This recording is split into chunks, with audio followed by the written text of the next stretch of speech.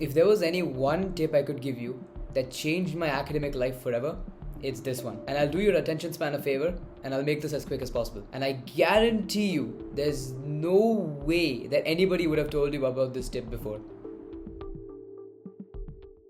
Whenever you start studying a topic at the starting of the academic year, chances are that when you reach 75% through the academic year, you don't practice that first topic and you end up becoming rusty at solving the questions, or in fact, even understanding the topic seems to be difficult. Why exactly does this happen? Now, this might get a bit complicated, but stay with me here. Your brain is like an SSD. The only difference between your brain and an actual SSD is that your brain tends to compress and delete files when they get too large to make storage for new files. Now, what is a file in the brain and what decides its size? A file in the brain could be something like an experience or your understanding of something, or maybe a relationship that you have with somebody. What determines the size of that file is 1, how often you think about it, 2, how long it's been with you for, and 3, the impact that it's had on your life.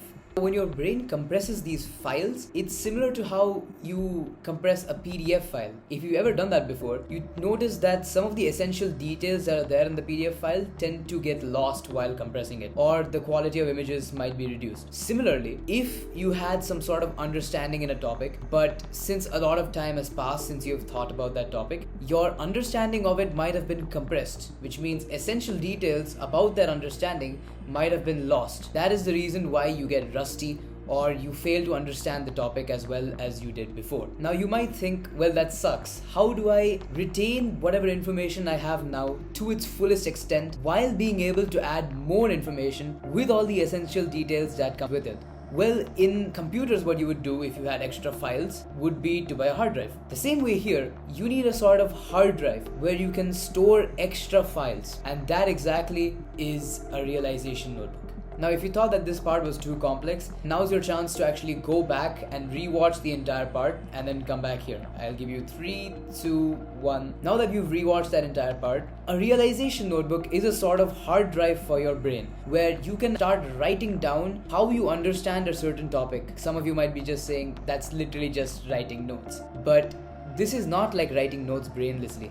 This is about writing your understanding not of a whole chapter, but just of a few topics in that chapter which you think are easy to forget or hard to understand after a while. So what you're supposed to write in these notebooks is what essential detail was being missed when you forgot the chapter or when you were not in touch with it for a long time, without which understanding the chapter is impossible. Or you could write a different analogy to how you understood the chapter, and this analogy could be completely different from what the teacher is explaining to you in the class.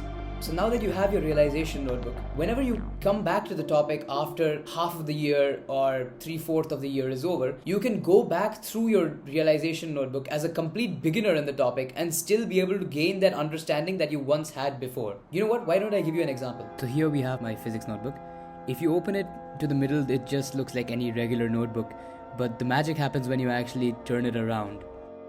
This is where I write my realizations, in the name of revelations, because that's what it meant to me.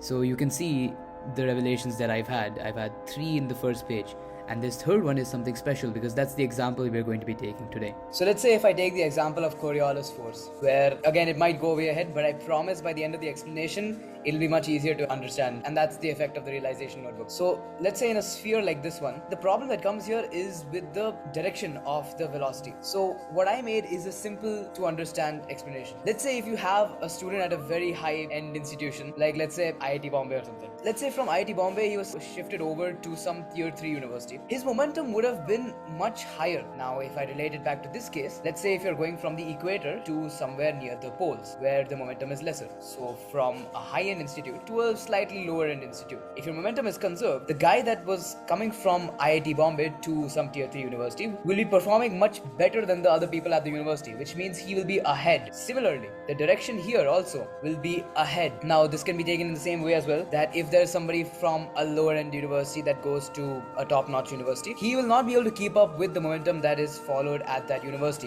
which means he will lag behind. Similarly, here, they will lag behind. So you can inculcate analogies like this to make learning much more easier. Now don't just feel happy that you learned something new. Go and apply it so that you get one step closer to achieving your ideal self. And if you like the video, then make sure you hit that like button and subscribe. Well then, see you in the next video.